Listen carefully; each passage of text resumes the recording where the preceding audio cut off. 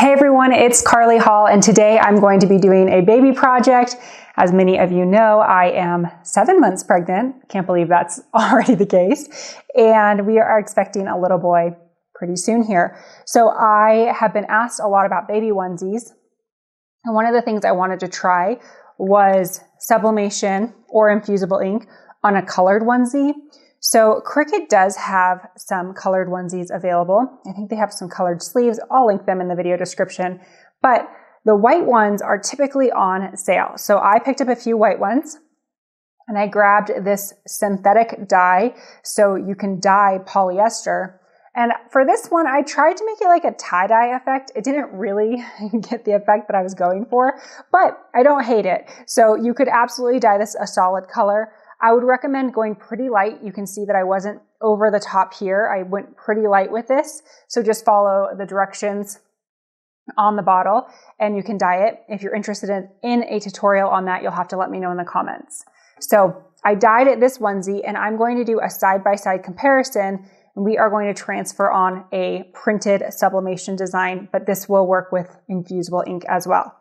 All right, so all you need is a polyester onesie. I will link to this exact one and the fabric dye, so you can check that out in the video description. And then we are going to print a design out. So let's head over to my computer and print that out.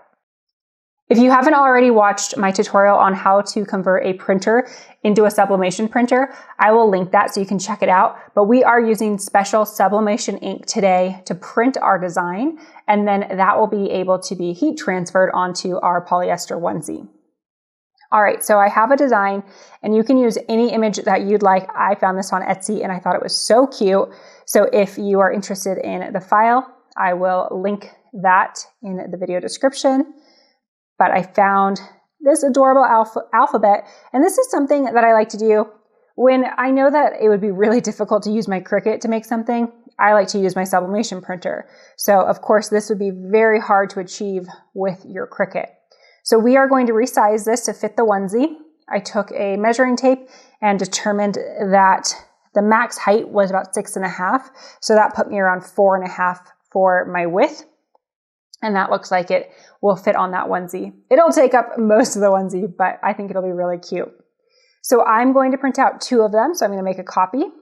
And I'm using Silhouette Studio. This is the free edition. You do not need to pay for it. So if you don't have a software that you can design in, check out Silhouette. It's free. I'll put a link in the description. But all you have to do, you can see just how easily I dragged that off my desktop, dragged it. I pulled it off my desktop and brought that image into Silhouette Studio. A couple of things if you're new to Silhouette Studio. I feel like I'm moving kind of fast since we went over this in the sublimation tutorial, but a refresher here. In the upper right-hand corner, there's this little page icon, and you can adjust your media size. I have mine set to letter since that's what I'm printing on, but you can adjust it to whatever you're printing on. And if you want to change it to be portrait, you can flip these measurements. So really easy to navigate. Since we are using sublimation, we are going to mirror our images. So I'm going to highlight both, and up at the top, object, mirror, and flip horizontally. That'll make sense when I apply it, but we do need to make sure that we mirror it. And then you'll just want to align your images so that they are nice and straight. So when we go to cut them or tear them, we have all of the room to do that. It'll make it a little bit easier if they're straight. Okay, so we're ready to print. It's that easy. This tutorial is flying by. We're going to come out to File, and then we're going to go to Print. Once your print window opens, you can make sure your settings are correct. I just like to make sure that if my paper is landscape or portrait, that I have the correct one selected. And also you can see this preview. It will match whatever you want it to be. So if it looks right here, then it'll be good to print. Just make sure that it looks the way that you want it to. Then when you click print, we're going to adjust some of the settings. Choose the printer that you're printing to. I've renamed mine Sublimation Printer. And then we'll want to adjust the media and quality. So right here, if you don't see this, make sure that you've downloaded the drivers for your printer. If you have limited setting choices, it means that you never installed the printer driver, and you can Google the model type and your printer name. plus driver, and it will come up usually pretty easily. So we're going to choose a medium quality, and I like to choose photo matte paper for my paper type. I'm using sublimation paper today, but I do have a comparison. I don't see a difference between sublimation and copy paper, but I get so many comments about using sublimation paper, so I will use that today. That automatically changed my settings to best, but if it doesn't, you can manually adjust your settings to best, and that's what I recommend. And then go ahead and click print. Here is my printed image. I will link to the paper I'm using. I'm using A-sub paper, but like I said, you can use copy paper if you don't want to use sublimation paper. And you may notice that your image prints a lot lighter than what it will transfer. So don't be alarmed when you see that it's super light. I mentioned tearing your paper, so this is a little bit tricky, but you're going to want to tear your paper. And this will prevent any harsh edges. So if you are getting close to your image, you'll just kind of want to guide it so that you don't accidentally tear off your image. And then go ahead and tear around the entire outer image of your design.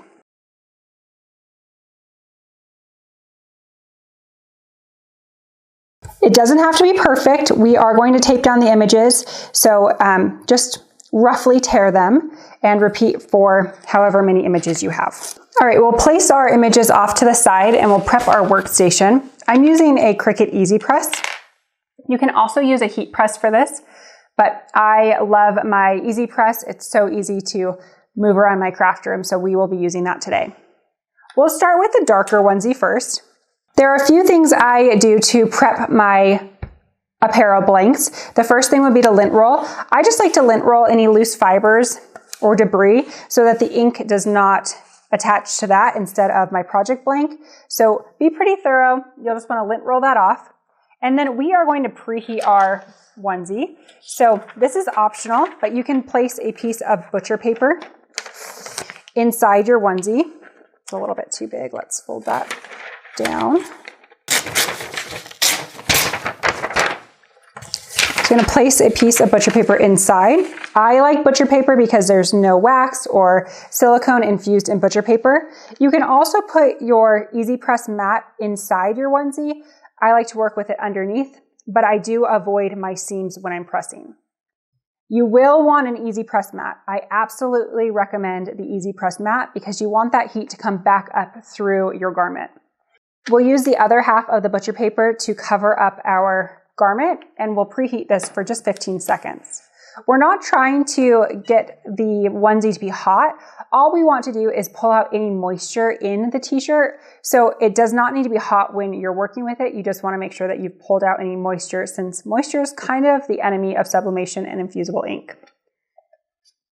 This process looks almost identical for infusible ink. The settings are a little bit different, but I do recommend 400 degrees for 60 seconds for both sublimation and infusible ink, but Cricut recommends, I think, 45 seconds at 385, so you'll have to look on cricut.com/heat guide. All right, so before you place your image, you want it to cool down just a little bit because you don't want your image to start to immediately transfer. And then you'll take your image and we'll place it face down on the apparel garment. And you just kind of want to hold it up so you can see through it a little bit. I can see the top of my alphabet name, and I can use my fingers to measure, or I can measure with an actual measuring device. For onesies, I put them about 1 finger down. And then I have heat-resistant tape, and we can just tape this on in a couple of places, just so it doesn't shift around. And then we are going to cover up our design with that same piece of butcher paper. And you'll want to be aware of your seams. So when I press, I'm going to avoid this seam and the bottom snap seams so that my heat place comes in full contact. So I'm just going to drop this right over the top and just make sure that I'm not on that seam. And then just with one hand of pressure, you're going to place your hand and then kind of just engage your core so that you have enough pressure. And let's just make sure I'm all the way at the bottom. Perfect. So what I anticipate with the darker onesie is that you will see the blue kind of coming through the ink, since the ink is translucent, so it's not opaque. So anywhere that's white on my image will be blue. So you just want to be aware that you don't want to transfer on super dark garments because you won't see the image at all. So that's kind of why I want to do this side by side with the blue and the white, so you can see how the ink, the same exact image, looks different on the two different colors. You'll notice while I'm pressing, I'm not moving my hand around. You don't want to wiggle it. You just want to keep it steady and firm on your project. When you lift it up, you'll just want to lift straight up. And then you can see that the sublimation paper, there's not a lot of blowout or ink transfer from my project, but you still don't want to reuse this piece. You'll want a fresh piece for your next project. Before you peel off your design, you'll just want to make sure it's not burning hot. And then once it's cool enough, you can grab one corner and just peel it off. So cute. Okay, so let's take a closer look at this. Like I mentioned, you can see the color of the onesie through the design, but overall it's very visible. So the ink transferred a lot darker. We can actually do a comparison here since I have my next one. But you can see the ink, like even of the brown bear, it looks a lot more brown on the onesie, even the blue onesie. So I would say this was pretty successful. We'll do a side-by-side comparison. But in seconds, well, minutes, we transferred this. So I am super impressed with how this turned out. Let's do the white onesie. Here is our white onesie. This piece of butcher paper, there was no bleed through the onesie, so I'm going to reuse that piece inside. With a fresh sheet of lint roller paper, we're going to lint roll this so that there's no loose threads or debris. And with a fresh piece of butcher paper, we are going to, I'm going to tear this little ink dot off. We are going to preheat our onesie. You'll notice that my temperature drops on my Easy Press. That's not a huge deal, so don't let that freak you out if you notice the temperature dropping. Again, wait a couple of seconds before you place your design because you don't want it to start transferring before you're ready there. So we'll just kind of cool that off a little bit. And I didn't do a comparison of torn edges versus straight edges, so I kind of want to talk about that while we're waiting for this to cool down a bit. But the torn edges, you'll notice sometimes when people do infusible ink projects or sublimation that you have a blunt edge that's really visible on your garment blank. So I like to do the torn edges because I feel like the heat and the paper edges, it's just a lot less noticeable. So personal preference, but I do feel like it makes a difference. All right, so we'll place our design. Again, just one finger from the neckline there, eyeballing it to make sure it's centered and straight. About 3-4 fingers there. And then we'll tape it down. This heat-resistant tape is from Cricut, and I just have it in a desktop tape dispenser. So their rolls of heat-resistant tape fit in a standard tape dispenser. I have my design placed. Don't forget your butcher paper. This is the same sheet that I use for preheating. And then easy press right over the top, just making sure to avoid that neck seam up at the top so that I'm not on top of that. And then we'll start the timer. All right, we'll let this cool off. Peel back our image when it's safe. And now we can compare our two onesies. All right, here are the two onesies. First of all, they both came out adorable. I'm so excited with how they transferred. I think these would be adorable shower gifts for anyone expecting a baby. So definitely check out this Etsy shop. I'll put a link to this exact image because it is so cute. And it printed, you can see just how small the letters are compared to my fingers, and you can read all of them really easily. So the white looks a lot more vibrant. And the onesie quality, I know a lot of people are concerned about the fact that it's polyester, but honestly, it really doesn't bother me. It feels really soft, almost cottony. So I would feel confident putting my baby in this and knowing that it's not going to bother him. But personal preference, I've worn the infusible ink blanks and I think they're great, especially when they go on sale. You can't beat the price. So there's the white and here's the blue. So again, you can see the images just fine, but the blue, I'm not sure if there's like a good way to compare, maybe like comparing the hippo. You can just see that the blue slightly comes through the image color.